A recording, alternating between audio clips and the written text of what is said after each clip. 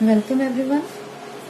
In the previous lecture we have discussed about interpolation with equal intervals, जहाँ पर हमारे जो आर्ग्यूमेंट्स यानी x की वैल्यूज थी x0, x1, x2, x3 और xn, ये सारी x की वैल्यूज जो है हमारी वो इक्वली स्पेस्ड थी, यानी x0 से x1 के बीच, x1 से x2 के बीच, x2 से x3 और अगर लास्ट दो पॉइंट हमारे xn-1 और xn है दो वैल्यूज, तो इन दोनों के बीच भी h का डिफरेंस था, यानी x1 माइनस x0 इसकी वैल्यू भी h थी हमारी, x2 माइनस x1 ये वैल्यू भी h। तो सारे आर्गुमेंट जो है वो इक्वली स्पेस्ड थे हमारे विथ स्टेप साइज और इंटरवल ऑफ डिफरेंसिंग h। उस केस में हम लोगों ने दो फॉर्मूलाज पढ़े थे, Newton Gregory forward interpolation formula, and पहला फॉर्मूला हम लोगों ने इंटरपोलेशन के लिए पढ़ा था Newton Gregory forward interpolation formula, और दूसरा पढ़ा था हम लोगों ने Newton Gregory backward interpolation formula in the case of equally spaced arguments. लेकिन अगर हमारे आर्ग्यूमेंट्स, ये जो आर्ग्यूमेंट्स हमारे या x की वैल्यूज हैं x0, x1, x2 और ये xn तक हमारे पास कुछ वैल्यूज दी हुई x की, अगर ये वैल्यूज इक्वली स्पेस्ड नहीं है, x0 से x1 में कुछ डिफरेंस है हमारा, x1 से x2 में कुछ और डिफरेंस है, यानी जो हमारे पॉइंट्स हैं अनइक्वली स्पेस्ड हैं, तो उस केस में हमारे ये दो फॉर्मूलाज जो हैं वो वर्क नहीं करेंगे for the process of interpolation. तो उन दोनों फॉर्मूलाज को हम अप्लाई नहीं कर सकते। आपको याद होगा दोनों ही फॉर्मूलाज में ये स्टेप साइज h, ये टर्म हम लोग ये वैल्यू यूज कर रहे थे h की, और अगर सारे हमारे पॉइंट्स इक्वली स्पेस्ड नहीं होंगे तो हमें h की वैल्यू नहीं मिल पाएगी, यानी हम ये दोनों फॉर्मूलाज उस केस में नहीं यूज कर पाएंगे। ओके, तो उस केस में क्या है, जब पॉइंट्स हमारे अनइक्वली स्पेस्ड हैं और उस केस में हमें इंटरपोलेशन करना है या इंटरपोलेट करना है फंक्शन को, तो उस केस में दो फॉर्मूलाज हम लोग पढ़ेंगे। वो है हमारे न्यूटन्स डिवाइडेड डिफरेंस फॉर्मूला, पहला है Newton divided difference formula, and second is Lagrange's interpolation formula. Second is Lagrange's interpolation formula. ये दोनों फॉर्मूलाज ही हम यूज करेंगे for interpolation with arguments not necessarily equally spaced, यानी इक्वली भी स्पेस्ड हो सकते हैं और अनइक्वली स्पेस्ड भी हैं अगर हमारे आर्ग्यूमेंट्स। मेन तो इसे अनइक्वली स्पेस्ड आर्ग्यूमेंट्स के लिए इन दोनों फॉर्मूलाज को हम यूज करते हैं। ओके, तो इन दोनों जो फॉर्मूलाज हैं इनको यूज करने से पहले हमें एक नए ऑपरेटर जो है उसके बारे में जानना होगा, और वो है हमारा डिवाइडेड डिफरेंस ऑपरेटर। जैसे न्यूटन ग्रेगरी फॉरवर्ड इंटरपोलेशन के लिए हमें फॉरवर्ड ऑपरेटर की जरूरत पड़ी थी, न्यूटन ग्रेगरी बैकवर्ड इंटरपोलेशन के लिए हमें बैकवर्ड ऑपरेटर की जरूरत पड़ी थी, वैसे ही न्यूटन्स डिवाइडेड डिफरेंस हमको जब पढ़ना होगा, डिवाइडेड डिफरेंस फॉर्मूला, तो उसके लिए हमें क्या जरूरत पड़ेगी, हमें डिवाइडेड डिफरेंस ऑपरेटर की जरूरत पड़ेगी। तो आज हम पहले यही स्टार्ट करते हैं पढ़ना कि ये डिवाइडेड डिफरेंस ऑपरेटर जो है वो किस तरह से किसी फंक्शन पे ऑपरेट करता है। ठीक, तो सबसे पहले हम देखते हैं first divided difference of first order. तो वो किस तरह से डिफाइंड है हमारा फर्स्ट डिवाइडेड डिफरेंस। हमारे पास किसी फंक्शन y इक्वल fx की कुछ वैल्यूज हैं, n+1 वैल्यूज हैं, y0, y1, y2 and yn। ये वैल्यूज हमें फंक्शन की पता है corresponding to the values x0, x1, x2 and xn respectively for x। Okay, तो ये हमारे पास n+1 वैल्यूज पता है y की corresponding to the n+ values of argument x। और डिवाइडेड डिफरेंस जब हम डिफाइन करेंगे तो उसका सिंबल कुछ इस तरह से होता है। डिवाइडेड डिफरेंस जब हम लगाते हैं, divided difference at the argument x0, x1, एक नोटेशन हमारा है ये डिवाइडेड डिफरेंस का, एक नोटेशन और है ये। तो first divided difference corresponding to the argument x0, x1, इसे कहते हैं first divided difference corresponding to argument x0, x1, and it is defined as fx1 minus fx0 divided by x1 minus x0. Okay, तो first divided difference corresponding to argument x0, x1 is defined as value of the function at x1 minus value of the function at x0 divided by the difference between the values of x1 and x0, arguments x1 and x0. Okay, तो ये first divided difference का हमारा formula है. इसी के बाद अगर हम डिवाइड करते हैं first divided difference corresponding to the argument x1 and x2, तो उसे कुछ इस तरह से हम लोग डिफाइंड करते हैं. इसका एक नोटेशन ये है हमारे पास, और इस फॉर्म में भी एक नोटेशन ले सकते हैं. तो first divided difference corresponding to the argument x1 and x2, ये था हमारा फॉर आर्ग्यूमेंट x0 x1. अब नेक्स्ट हम डिफाइन कर रहे हैं corresponding to argument x1 and x2.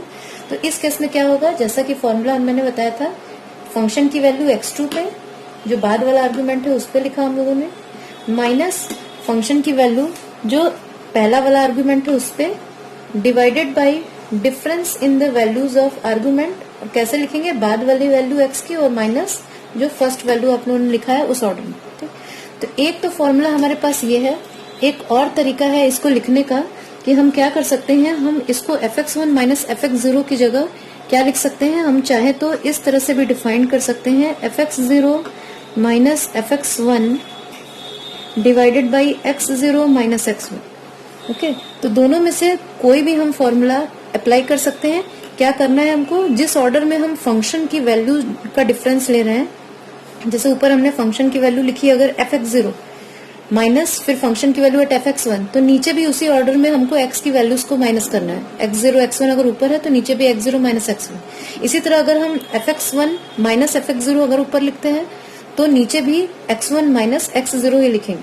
ठीक, तो ये फॉर्मूला भी लगा सकते हैं, ये भी लगा सकते हैं. इसी तरह अगर हम डिवाइडेड डिफरेंस निकालते हैं corresponding to argument x1 and x2, तो उसे हम fx2 minus fx1 by x2 minus x1 भी लिख सकते हैं, या fx1 minus fx2 divided by x1 minus x2, इस तरह से भी हम कुछ इसको लिख सकते हैं. ठीक, तो ये हो गया हमारा divided difference, first divided difference for argument x1 x2. और इसी तरह अगर हम फर्स्ट डिवाइडेड डिफरेंस लिखते हैं हमारे ये लास्ट के दो आर्ग्यूमेंट्स जो हैं xn माइनस 1 xn, इसके लिए तो उसका नोटेशन होगा हमारा, यहाँ पर हो गया xn माइनस 1, ये xn, यहाँ पे हम लिख सकते हैं दूसरे नोटेशन में xn minus 1 xn.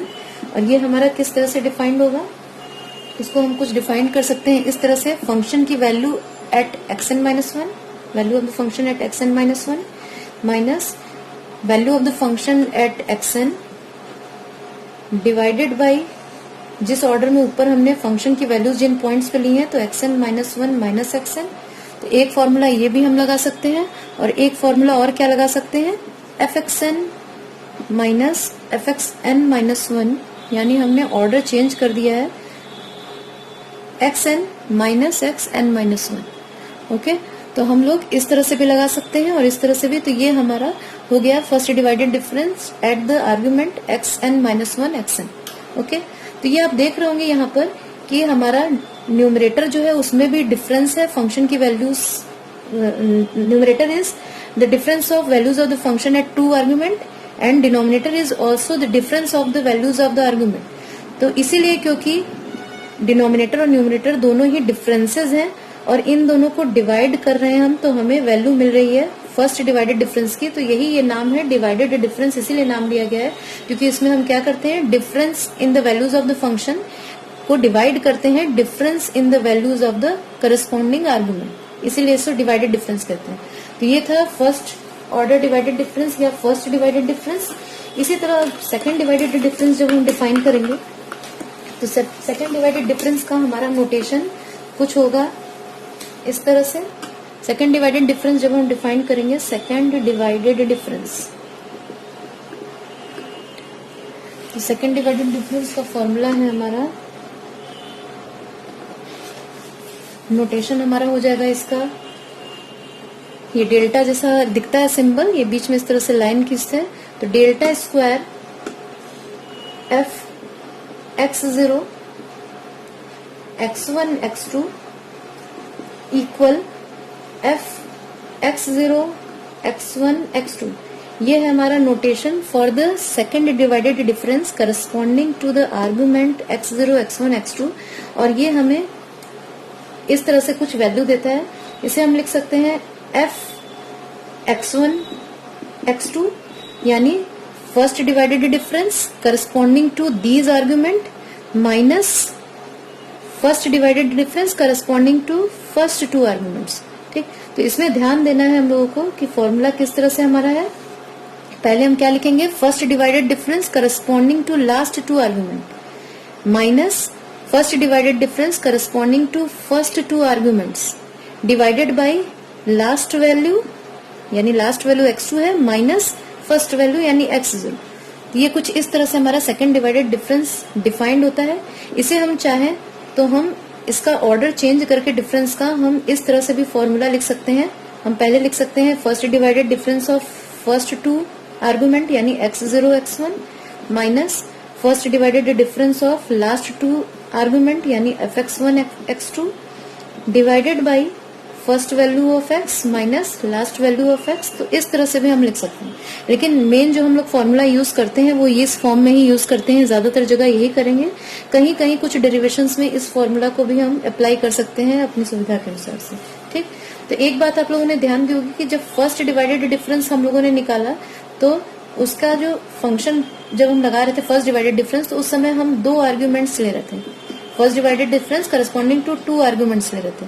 Second divided difference जब निकालते हैं तो उस समय हमें 3 वैल्यूज ऑफ x या 3 आर्ग्यूमेंट्स की जरूरत पड़ती है। x की वैल्यूज को हम कहते हैं आर्ग्यूमेंट्स और y की वैल्यूज को कहते हैं एंट्रीज।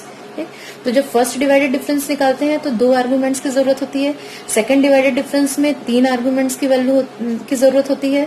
थर्ड डिवाइडेड डिफरेंस जब निकालेंगे तो उसमें कितनी वैल्यूज की जरूरत होगी, 4 वैल्यूज ऑफ x या 4 आर्ग्यूमेंट्स। ठीक है, तो ये हमारा हो गया second divided difference corresponding to argument x0 x1 x2। ऐसे ही सेकंड डिवाइडेड डिफरेंस हम निकाल सकते हैं corresponding to values x1 x2 x3। ये हमारे पॉइंट्स हैं। अगर x0 x1 x2 x3, तो पहला हम लोगों ने जो सेकंड डिवाइडेड डिफरेंस निकाला वो इन तीनों आर्गुमेंट्स को लेकर निकाला। अब नेक्स्ट डिवाइडेड डिफरेंस इन तीनों आर्गुमेंट्स को लेकर करेंगे, यानी यहाँ पर हमारा हो गया fx1, यहाँ पर x2 x3 एक नोटेशन ये है हमारा, दूसरा नोटेशन है fx1 x2 x3। ये हमारा है second divided difference corresponding to argument x1 x2 x3, और इसका फॉर्मूला हम लिख सकते हैं fx2 x3 minus fx1 x2 divided bye x3 minus x1। ठीक, तो इस तरह से कुछ डिवाइडेड डिफरेंसेस जो हमारे हैं वो डिफाइंड है। थर्ड डिवाइडेड डिफरेंस अगर इसी तरह निकालते हैं हम तो वो कुछ इस तरह से डिफाइंड है। थर्ड डिवाइडेड डिफरेंस यानी जो नोटेशन हमारा होगा वो यहाँ पर क्यूब हो जाएगा। थर्ड डिवाइडेड डिफरेंस है तो हमारे पास आर्गुमेंट जो होंगे वो कितने होंगे, जितने डिवाइडेड डिफरेंस है उससे एक ज्यादा आर्गुमेंट हम लेते हैं। ठीक, वैल्यू ऑफ x उससे एक ज्यादा होती है। तो थर्ड डिवाइडेड डिफरेंस है यानी जो आर्गुमेंट्स जिन पर ये डिवाइडेड डिफरेंस लगेगा तो वो हमारे कितने होंगे, 4 आर्गुमेंट्स, 4 वैल्यूज ऑफ x। ठीक, तो ये इसका एक नोटेशन ये है हमारा थर्ड डिवाइडेड डिफरेंस का, और एक नोटेशन है कि ये पहली वैल्यू को हम लोगों ने यहाँ लिखा fx0 और बाकी वैल्यूज को हम यहाँ बेस पर लिख देते हैं। ठीक, तो थर्ड डिवाइडेड डिफरेंस यानी corresponding to 4 values of argument. Okay, तो ये किस तरह से डिफाइंड होगा, इसमें भी क्या करेंगे हम, second divided difference for argument x1 x2 x3, यानी ये जो लास्ट की 3 वैल्यूज हैं आर्गुमेंट उसके corresponding second divided difference minus इन तीनों का सेकंड डिवाइडेड डिफरेंस यानी x0 x1 x2, second divided difference corresponding to x0 x1 x2, and division में क्या जाएगा हमारा, last value of argument, last argument minus initial argument. ठीक, इन दोनों की पोजीशंस अगर हम चेंज कर देते हैं तो ऊपर भी न्यूमरेटर में भी हमको पोजीशन चेंज करनी होगी, तो उससे एक फॉर्मूला हमारा और है, जैसे पहले के केसेस में हम लोगों ने पढ़ा कि second divided difference for argument x0 x1 x2 minus second divided difference for argument x1 x2 x3। ठीक है, डिवाइडेड बाय, अब ये नीचे भी ऑर्डर हम चेंज कर रहे हैं तो x0 माइनस x3। तो सिंपली अगर हम सिंपल लैंग्वेज में बोले तो हम लोगों को क्या करना है, जब डिवाइडेड डिफरेंस फॉर्मूला लगाना है तो सबसे पहले तो लास्ट की जो 3 वैल्यूज हैं उसको लिखना है, उन आर्गुमेंट्स को लेना है। तो ये आप देख रहे हैं fx1 x2 x3, सब्ट्रैक्शन का साइन, फिर ये जो स्टार्टिंग की जो वैल्यूज हैं उनको लेना है, लास्ट वाली वैल्यू को छोड़ देना है, तो ये हो गया हमारा divided difference, second divided difference of x0 x1 x2, और डिवीजन में last value of argument minus initial value of argument, इस तरह से करना है। तो ऐसे ही आप फोर्थ ऑर्डर, फिफ्थ ऑर्डर, कोई भी ऑर्डर का डिवाइडेड डिफरेंस है तो वो आप आसानी से उसको डिफाइन कर सकते हैं। नेक्स्ट रिजल्ट जो है वो हमारा क्या है कि कभी भी किसी कांस्टेंट फंक्शन का अगर हम डिवाइडेड डिफरेंस निकालते हैं तो वो वैल्यू हमेशा हमारी 0 होती है। ठीक, तो मान लिया हमारा कोई फंक्शन है fx जो कि क्या है, कांस्टेंट फंक्शन है, यानी fx की वैल्यू हमेशा कोई कांस्टेंट c ही है, चाहे x की वैल्यू कोई भी हम रखें। तो अगर ऐसे फंक्शन के लिए हमारे पास x की values x0 x1 x2 xn है और उसके करस्पॉन्डिंग फंक्शन की values y0 y1 y2 yn है। ठीक, y0 को हम fx0 भी लिख सकते हैं, y1 को fx1 भी कह सकते हैं, और yn मतलब fxn। ठीक, तो ऐसा फंक्शन जो है उस पे, क्योंकि उसकी वैल्यू हर x की वैल्यू के लिए फंक्शन की वैल्यू क्या है, c है, तो यानी fx0 की वैल्यू भी c, fx1 की वैल्यू भी c, fxn की वैल्यू भी c, हर आर्गुमेंट की वैल्यू के लिए, हर x की वैल्यू के लिए y की वैल्यू जो हमारे पास है c है। तो ऐसे फंक्शन के लिए क्या है, डिवाइडेड डिफरेंस अगर ऐसे फंक्शन का हम निकालते हैं तो वो हमेशा 0 आता है। क्यों? क्योंकि हमें पता है कि मान लीजिए हम डिवाइडेड डिफरेंस निकाल रहे हैं for the argument x0 x1, जिसका दो नोटेशन है हमारे पास, इस तरह से भी लिख सकते हैं और इस तरह से भी। तो डेफिनेशन से ये हमारे पास क्या हो जाएगा, difference in the value of the function eight 2 argument. हमको पता है कि न्यूमरेटर में हमारा क्या होता है, न्यूमरेटर में हमारे फंक्शन की वैल्यूज का डिफरेंस निकालते हैं, जहाँ फंक्शन की वैल्यू 2 आर्गुमेंट्स पे निकालते हैं जो हमारे यहाँ पर लिखे हुए। और क्योंकि फंक्शन की वैल्यू हमेशा ही c है, चाहे कोई भी आर्गुमेंट ले ले, कोई भी x की वैल्यू ले ले, तो fx1 की वैल्यू भी हमारी c, ये वैल्यू भी हमारी c, यानी हमें मिलेगा c माइनस c न्यूमरेटर में divided by x1 minus x0, यानी ये फाइनली हमारी वैल्यू होगी c। और अगर फर्स्ट ऑर्डर डिवाइडेड डिफरेंस की वैल्यू 0 आई है तो सेकंड, थर्ड और हायर ऑर्डर डिफरेंसेस भी हमारे क्या होंगे, 0 ही हो जाएंगे। ओके, तो divided difference of a constant function are 0। अब नेक्स्ट हम क्या करेंगे, अगर हमें कोई टेबुलेटेड डेटा दिया हो, यानी x की वैल्यूज और उसके करस्पॉन्डिंग कुछ y की वैल्यूज दी हो, तो हम डिवाइडेड डिफरेंस टेबल कैसे बनाते हैं वो एक एग्जांपल के थ्रू, इस एग्जांपल के थ्रू हम देख लेते हैं कि आखिर डिवाइडेड डिफरेंस टेबल हमारा किस तरह से बनेगा इस डेटा के लिए। तो क्या करते हैं, सबसे पहला कॉलम जो हमारा होता है वो x की वैल्यूज का होता है, सेकेंड जो कॉलम हम बनाते हैं वो y इक्वल fx इनकी वैल्यूज का होता है, उसके बाद थर्ड कॉलम हमारा होता है फर्स्ट डिवाइडेड डिफरेंस, इसे डेल्टा y भी लिख सकते हैं या डेल्टा fx भी लिख सकते हैं, फिर second divided difference, third divided difference. Okay, तो ये क्या करेंगे हम, ये वैल्यूज हम यहाँ पर ले जाकर रखेंगे। तो x की हमारी वैल्यू जो पहली वैल्यू दी हुई है वो x0 इक्वल 3 दिख रही है, x1 इक्वल 7, x2 इक्वल्स 9 और x3 इक्वल 10, जो कि अनइक्वली स्पेस्ड है, दिख रहा है हमें। 3 से 4 डिफरेंस है 7 में, 7 और 3 का डिफरेंस 4, 9 और 7 का डिफरेंस 2, और ये 10 और 9 की वैल्यूज में 1 का ही डिफरेंस है, यानी सारी x की वैल्यूज जो है वो इक्वली स्पेस्ड नहीं। अब x0 के करस्पॉन्डिंग यहाँ पर हमारा y0 या fx0 दिया हुआ है 168, उसके बाद x1 की के करस्पॉन्डिंग दी हुई है वैल्यू 120, उसके बाद ये 72, नेक्स्ट 63। ठीक है, तो डिवाइडेड डिफरेंस जब हम निकालते हैं तो देखिए किस तरह से टेबल बनाते हैं। जब डिवाइडेड डिफरेंस हम निकालते हैं corresponding to the argument x0 x1, जब हम निकालते हैं divided difference corresponding to argument x0 x1, तो फॉर्मूला से क्या था हमारा, ये वाली वैल्यू, ठीक, fx1 जब हम निकालते थे fx0 x1, ये हम निकाल रहे हैं फर्स्ट डिवाइडेड डिफरेंस, इस कॉलम में लिखेंगे तो क्या करेंगे, fx1 यानी हमारा 120 माइनस fx0 यानी 168, यहाँ पर 168 है, 1680 नहीं, माइनस 168, यहाँ थोड़ी सी जगह बना लेते हैं, तो यहाँ पर हमारा हो गया 168 डिवाइडेड बाई, फॉर्मूला हमको पता है divided by x1 minus x0। ये फॉर्मूला हम लोग जानते हैं कि fx0 x1 अगर हम फर्स्ट डिवाइडेड डिफरेंस निकालते हैं तो fx1 minus fx0 divided by x1 minus x0। इस फॉर्मूला की हेल्प से यहाँ पर हम जब रखेंगे तो 120 माइनस 168 और डिनोमिनेटर में 7 माइनस 3, और इसको जब हम सॉल्व करेंगे तो हमारी वैल्यू आएगी -12। ठीक, इसके बाद जब इन दोनों वैल्यूज, इन दोनों आर्ग्यूमेंट्स पे x1 और x2 पे हम डिवाइडेड डिफरेंस निकालेंगे, फर्स्ट डिवाइडेड डिफरेंस, तो इसी तरह होगा 72 माइनस 120 डिवाइडेड बाई आर्ग्यूमेंट्स की वैल्यू है हमारी x2 x1 यानी 9 माइनस 7। तो इसको सॉल्व करेंगे तो वैल्यू हमारी आएगी माइनस 24। नेक्स्ट अब आया x2 और x3 इन दोनों आर्ग्यूमेंट्स पे के corresponding divided difference, first divided difference. तो क्या होगा fx3 यानी 63 माइनस fx2 यानी 72 divided by x3 minus x2 formula के अकॉर्डिंग। तो ये हो गया हमारा 10 माइनस 9 और इसको सॉल्व करेंगे हम लोग तो वैल्यू हमारी आएगी माइनस 9। तो ये हमारा हो गया फर्स्ट डिवाइडेड डिफरेंस। अब इन्हीं के हेल्प से हमारा सेकंड डिवाइडेड डिफरेंस जो निकलेगा वो भी उसी तरह निकलेगा जैसे हम लोगों ने फर्स्ट डिवाइडेड डिफरेंस निकाला।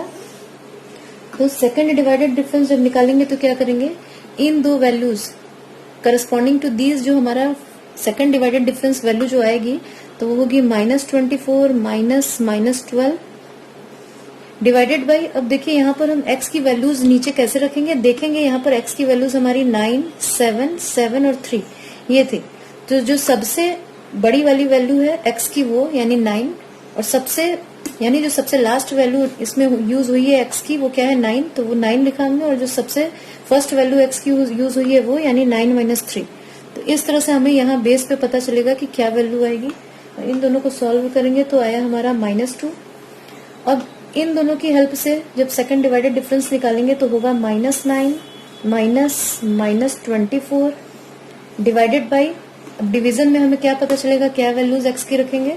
तो ये चार वैल्यूज हमारी इन्वॉल्व है x की, इन दोनों में -24 और -9 में ये चार वैल्यूज x की इन्वॉल्व है। तो सबसे बाद वाली वैल्यू हमको दिख रहा है कि 10 है जो सबसे बड़ी वैल्यू है, माइनस जो सबसे पहले वाली x की वैल्यू इन चारों में जो यूज हुई है तो वो 7 दिख रही है, तो यानी 10 माइनस 7। और इसको सॉल्व करेंगे तो हमारी वैल्यू आई 5।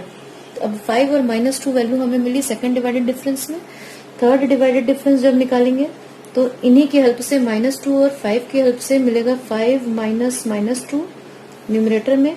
डिनोमिनेटर हमें कैसे पता चलेगा, x की चार वैल्यूज हमारे पास है 10, 7, 9 और 3 चार वैल्यूज हैं। तो इसमें जो सबसे बड़ी वाली वैल्यू होगी वो x की यानी 10 और जो सबसे छोटी वैल्यू होगी वो वाली वैल्यू x की, तो यहाँ पर -3। तो यहाँ से हमें मिला 1 यानी हमारा ये वैल्यू आई थर्ड डिवाइडेड डिफरेंस की। और इसके आगे के डिवाइड डिफरेंसेस जो डिवाइडेड डिफरेंस हम निकालेंगे फोर्थ ऑर्डर फिफ्थ ऑर्डर तो वो सारे जीरो हो जाएंगे, क्योंकि किसी कांस्टेंट वैल्यू का अगर हम डिवाइडेड डिफरेंस निकालते हैं तो वो क्या होता है, जीरो वैल्यू मिलती है। ठीक, तो इस तरह से कुछ हमें डिवाइडेड डिफरेंस टेबल जो है वो बनाना है।